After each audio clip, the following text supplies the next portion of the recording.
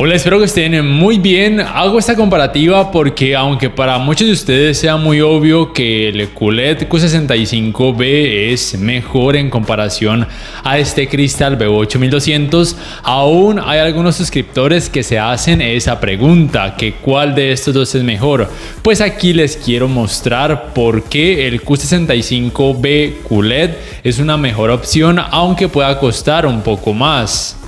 Quiero empezar primero por el apartado Smart. Si bien ambos televisores cuentan con el One Remote que se puede cargar vía panel solar o vía puerto USB tipo C, una diferencia es que el Q65B soporta la función conocida como Multiview y dentro de su One Remote tiene un botón precisamente para activar esa función en caso de que así lo queramos, mientras que el BU8200 no soporta la función de Multiview, aunque sí soporta la función de compartir pantalla o conocida también como Screen Mirroring.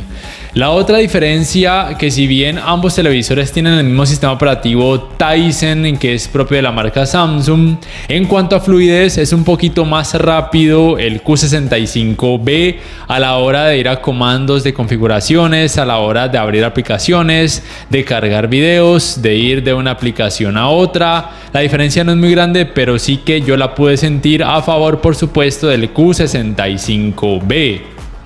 Por otras cosas, por ejemplo, la tienda de aplicaciones es la misma en ambos televisores, soportan o tienen el mismo espacio de almacenamiento de 3,85 GB, que puede ser más que suficiente para cualquier persona.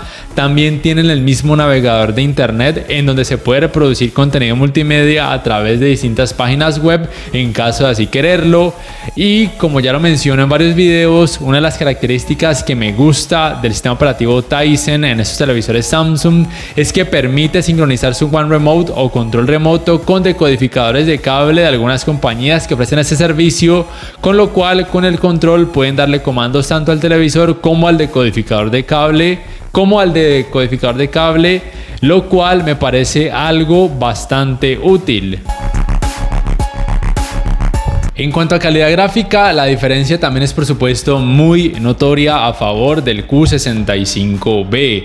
Tiene una mayor cantidad de brillo, muestra colores más intensos o más saturados precisamente gracias a la tecnología QLED o de Quantum Dots. Como tal, la diferencia sí es muy notoria. Quien no sea amante al brillo con el BO8200 tal vez podría quedar satisfecho, pero quien quiera mayor brillo y también mayor contraste y una mejor experiencia de alto rango dinámico, el Q65B sí que vale la pena gastar un poco más de dinero e irse por él. Cabe mencionar, por supuesto, que el demo que están observando en la parte de atrás tiene ajustado el modo de imagen estándar en ambos televisores con alto rango dinámico. El alto rango dinámico solamente se puede activar cuando el contenido tenga alto rango dinámico y los televisores solamente lo activan de forma automática en esos casos. Como tal, también es importante mencionar que ambos televisores en cada modo de imagen tienen el mismo valor para cada parámetro de brillo, contraste, color, entre otros parámetros. Y también quizás sea importante mencionar que los resultados en cuanto a brillo y color podrían variar dependiendo de cada unidad de cada uno de esos televisores, pero en general las diferencias principales son esas en cuanto a calidad gráfica, mayor cantidad de brillo y mejores colores o una mayor gama de colores y mayor saturación en el QLED Q65B. Y por supuesto es importante mencionar que ambos modelos son del 2022. En cuanto al sistema de sonido, aquí sí podría decir que el BO8200 no tiene nada que envidiarle al Q65B. De hecho, siento que tanto en la teoría como en la práctica el rendimiento es igual o por lo menos muy similar, pero aquí les dejo una pequeña prueba para que puedan juzgar eso por ustedes mismos o para que se puedan hacer una idea del rendimiento de estos sistemas de sonido.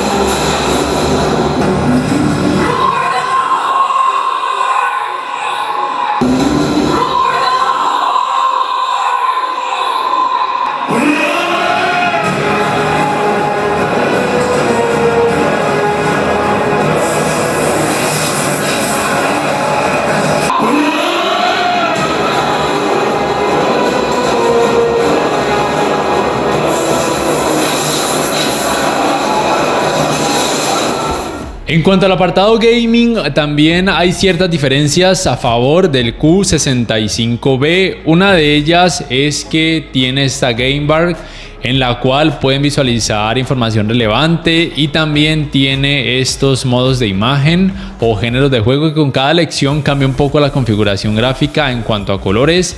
Y también quiero decir que en cuanto a colores, la principal diferencia es que en el VU8200 los colores verdes tienden a lucir con un tono más cálido, sea cual sea el modo de imagen en que se utilice, mientras que en el Q65B, sea cual sea el modo de imagen, los colores verdes tienden a lucir un poco más saturados. Aquí ya la verdad es cuestión de gustos.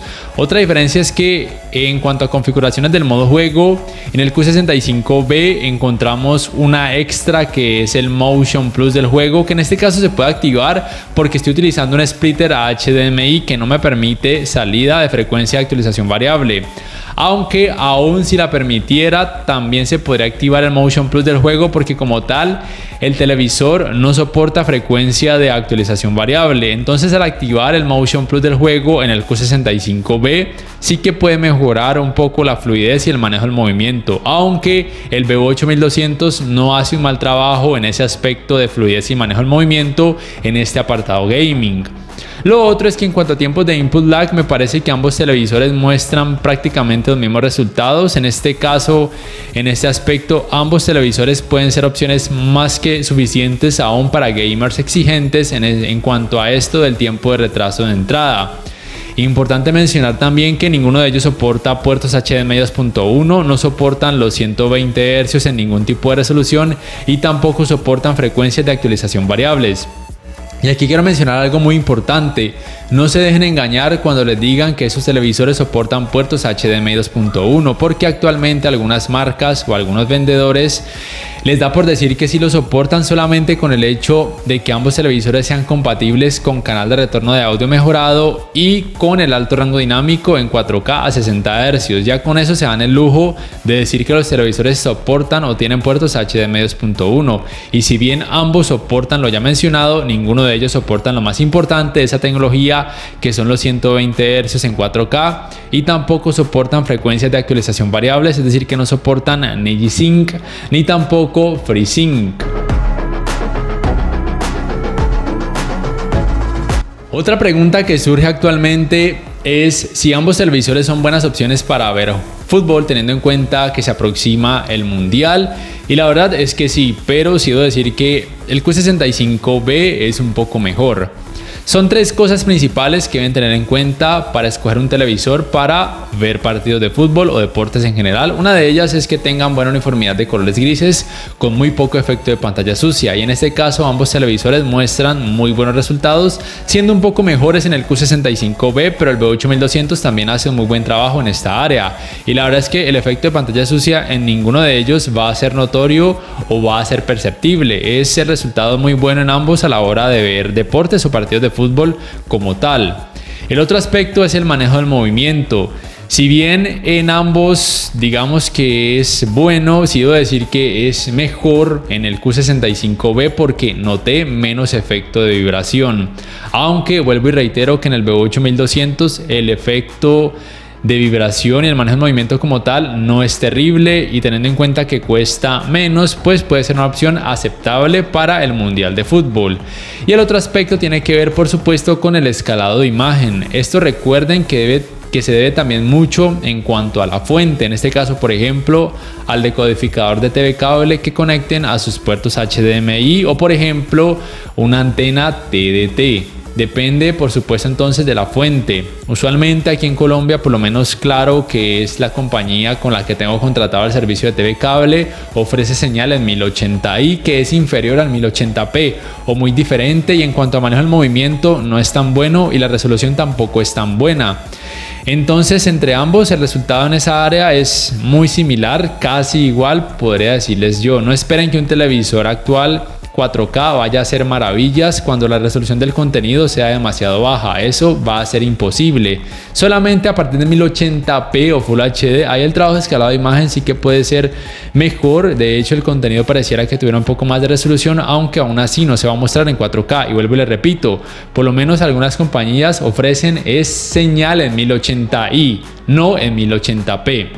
y como tal solamente a partir de 1440p, ahí sí el trabajo de escalado de imagen en ambos televisores puede hacer asemejar muchos resultados a un 4K nativo, y por supuesto ambos Smart TVs pueden reproducir contenido en 4K nativo tanto en rango dinámico estándar como en alto rango dinámico sin problemas. Otro aspecto muy importante tiene que ver con el rendimiento en escenas oscuras, lo cual puede ser muy relevante a la hora de ver series o por ejemplo películas de terror. Miren, ambos televisores tienen panel VA. El rendimiento es mucho mejor en comparación a un televisor con panel IPS o ADS. Deben tener presente simplemente que en la gama baja o media baja, como es el caso del Q65B, nunca van a ver un televisor con Full Array y atenuación local. Bueno, tal vez en la marca Hisense, por ejemplo el Hisense U6G, en ese caso sí, pero usualmente en marcas digamos que más grandes o más reconocidas como Samsung o también en LG, es muy difícil en la gama baja como el B8200 o en la gama media baja como el Q65B tener un televisor con Full Array como tecnología de retroiluminación y con atenuación local. Por lo cual, cuando un televisor no tiene esas tecnologías y tiene una mayor cantidad de brillo en comparación a uno de gama baja, en ese televisor se va a notar un poco más de efecto clouding, precisamente porque tiene más brillo y porque no tiene Full Array ni atenuación local. Mientras que en el B8200, si bien tampoco tiene esas tecnologías, se nota menos clouding, pero es precisamente porque tiene menos cantidad de brillo, así de simple. Otros aspectos importantes a mencionar, uno de ellos es que gracias a que el Q65B tiene mayor cantidad de brillo, eso le ayuda a contrarrestar mejor los reflejos provenientes de focos de luz en pantalla y aquellos que provienen de luz natural por parte de las ventanas, con lo cual es una mejor opción o una opción más equilibrada tanto para cuartos o habitaciones iluminadas como para aquellas con poco o nada de iluminación. Mientras que en el B8200 ese trabajo no es tan bueno, pero tampoco es que sea terrible, y recuerden que es al menos mejor para habitaciones con poco o nada de iluminación. Lo otro tiene que ver con los ángulos de visión. En ninguno de esos televisores los ángulos de visión son buenos porque tienen panel VA. Por tal razón los colores perderían algo de volumen y lucirían algo blanquecinos cuando sus pantallas sean observadas desde ángulos muy amplios, por lo cual no serían las mejores opciones para ver partidos de fútbol con muchos familiares y amigos, porque muchos de ellos muy probablemente se tendrán que sentar alrededor de sus pantallas con un ángulo de visión más amplio.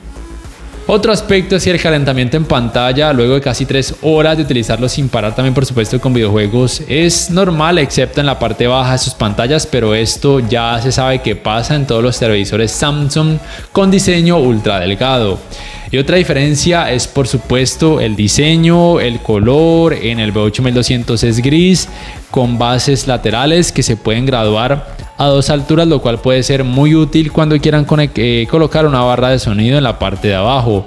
Mientras que en el Q65B, en este caso, viene con una base central pequeña. Hay algunos almacenes que lo venden con base central que es más larga, pero sigue siendo sin espacio en la parte del centro, es decir que no es tan fácil adaptar una barra de sonido, o si la adaptan tendrán que colocarla más adelante del televisor. Entonces esas serían las diferencias, y pues este es una opción mejor para quien tenga una mesa más pequeña. Y listo, como tal esas serían las diferencias y las similitudes. Ya para resumir entonces, podríamos decir que el B8200 tiene como única real ventaja que tiene un mejor rendimiento en escenas oscuras, mostrando menos efecto clouding o de nubosidad, pero es porque tiene menor cantidad de brillo. Sin embargo, si ustedes quisieran, en el Q65B podrían lograr esos resultados bajándole al brillo, a los valores de gama y a detalle de la sombra. Quienes me preguntan que cómo hacer para decrecer el efecto clouding en esos televisores, o sea cual sea el televisor de cualquier marca, que no tengan ni Full Array ni atenuación local, solamente se puede decreciendo los parámetros de brillo, de gama y de detalle de la sombra cuando lo tengan disponible. No hay de otra, y eso obviamente afectaría el resto de la imagen, así de simple. Pero retomando, en general el Q65B ya vieron que es una mejor opción por todo lo mencionado, aunque puede costar más. Si se pueden dar ese lujo o les queda fácil ahorrar un poco e irse por él en lugar del B8200, adelante, van a quedar más que satisfechos. Pero Si les gusta la marca Samsung pero tienen un presupuesto más ajustado, muy probablemente con el B8200 pueden quedar satisfechos, sobre todo si no son tan exigentes en cuanto a brillo. Y listo, no sé ustedes qué piensan acerca de ambos televisores. ¿Cuál escogerían y por qué? ¿O piensan que con el B8200 quedarían satisfechos? ¿O creen que mejor gastar más por el Q65B? Por favor, déjenmelo saber en la caja de comentarios. Si este video les ha gustado, les invito a que por favor le den clic al botón like, que además se suscriban a mi canal si aún no lo hacen, que si pueden adquieran una membresía del canal para que accedan a beneficios extra. Además, de esta forma me apoyarían, y que activen la campanita de notificaciones para que puedan saber al instante cada vez que subo un nuevo video. No siendo más, me despido y nos vemos en la próxima.